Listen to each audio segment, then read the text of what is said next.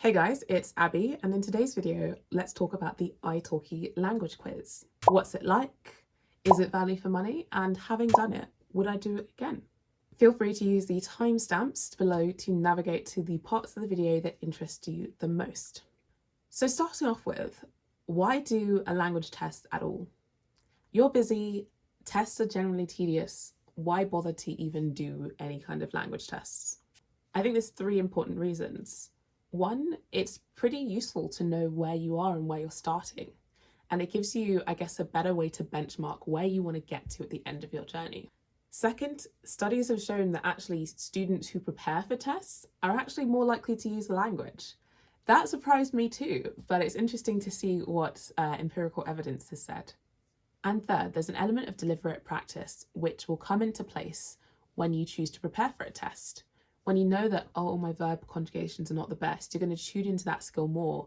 And that actually allows you to get better at that skill faster, which improves your overall baseline. So doing a test is worthwhile, both to figure out where you're at, but also to boost your overall abilities. So why did I choose iTalki for my language test? Let's go to Abigail in the past. A lot of websites offer language tests to gauge your level of speaking a language. I personally never really wanted to pay to do any of these assessments if it wasn't going to give me like an officially globally recognized certificate afterwards. And so until I got this coupon from iTalki, I wasn't particularly inclined to take their language test. I managed to win this coupon after doing the iTalki language challenge, which is essentially just taking lots of lessons in a short period of time. This period happened to coincide with when I was intensely studying for my B2 exam, and therefore I managed to get the certificate with like literally putting in not much more effort than I would have done in any kind of exam preparation mode anyway. So it's pretty cool. Apparently it's very reliable. It's going to be great because I'm going to get the results straight away and we can like process the emotions live.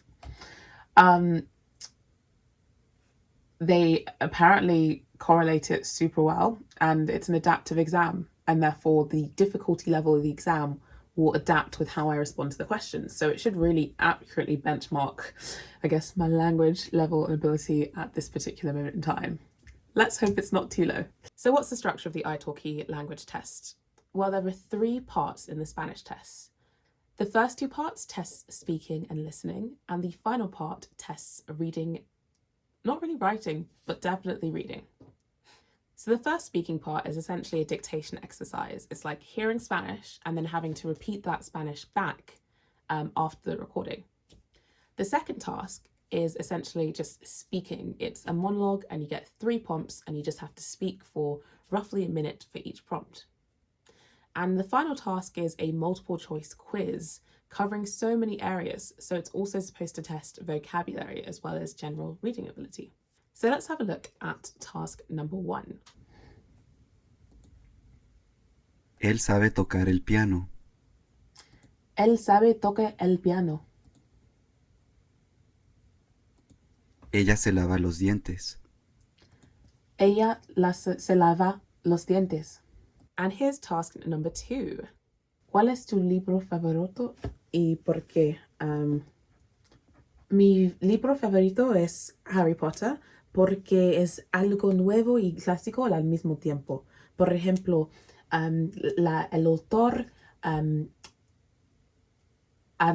ha creado un mundo nuevo con las personas interesantes. And here's task number 3. Alemania.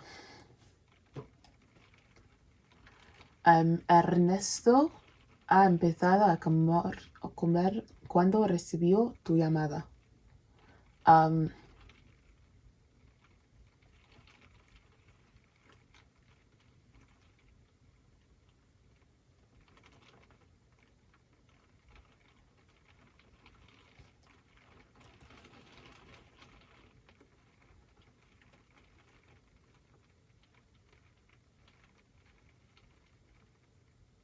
It could be either.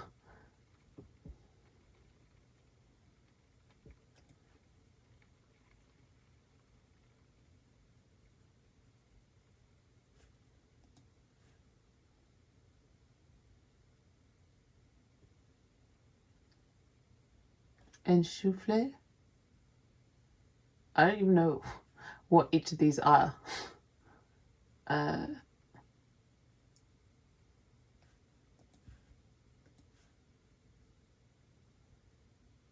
Fragmentar, partir, cortar. So what is it like to get the actual score?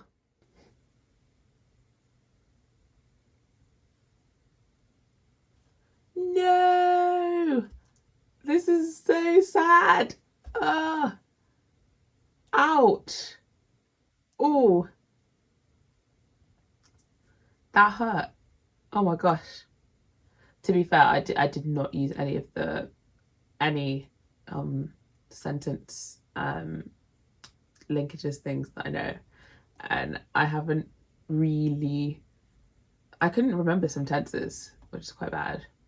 That really hurt.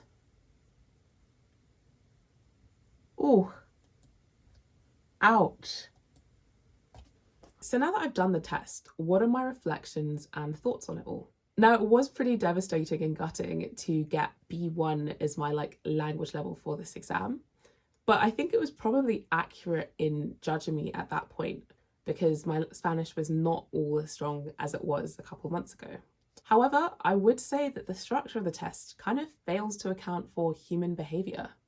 For example, when we're looking at that dictation exercise at the start, conversations are inherently dynamic and you might ask to repeat something, or you might really understand what someone said, not be able to repeat it back, but basically be able to summarize the high level sentiment of it. And if you watch the video where I kind of show the full language test, you can see that probably in a lot of cases where I wasn't as picture perfect with my answer, I actually understood what was going on and replied in a manner that kind of befitted the context of what was said. And so this test isn't that great at capturing the holistic fact of language being an interactive and dynamic tool rather than being like a simple exercise where someone says something and you can repeat it back exactly. I think another disadvantage of this test is that it doesn't really give you like a question by question breakdown of where you went wrong, and therefore it becomes quite hard to discern where exactly your weaknesses were concentrated. Even if there wasn't a question by question breakdown, it would be nice to have slightly more specific areas of guidance for how to improve versus the generic kind of spiel that you can see at the end of the test, right? And similar to that, you're not really given enough feedback to direct you as to where to concentrate your studies in the future. And so I feel like that's a bit of a shame for this particular test product. So the great question, would I spend my own money on this if I hadn't won a voucher to do the test in the first place? I think knowing what I now know, if I was at the very beginning of my Spanish language learning journey, maybe I would take a test like this just to see am I literally falling in A1 category or A2 category, and what's my ambition for where I want to get to in the future. I feel like a language learning test like this would be really great in just helping you to be like, I want to get to this level and I'm starting at this level concretely. However, beyond that really specific scenario, I don't think I would use this test product again. I think doing something like the DELE or the SIELE, these formal internationally recognized exams, feels like a better bang for my buck. Now, these exams aren't particularly cheap, but what they do give you is lifetime certifications. And I feel like going through the motions to prepare for these particular exams is what will take you from perhaps being kind of a casual learner to someone who can genuinely speak the language, react in different scenarios, and understand what's going on. So what tools can you use instead? Well, you can check out all the videos on my channel for inspiration about how to develop your Spanish language learning journey and potentially how to learn other languages in the future. If you enjoyed this video, please subscribe and give it a thumbs up, and check out these videos here that the YouTube algorithm thinks you'll like. Take care, guys. Hasta luego. Thanks for watching. The YouTube algorithm thinks that you might like these videos, so why not check them out?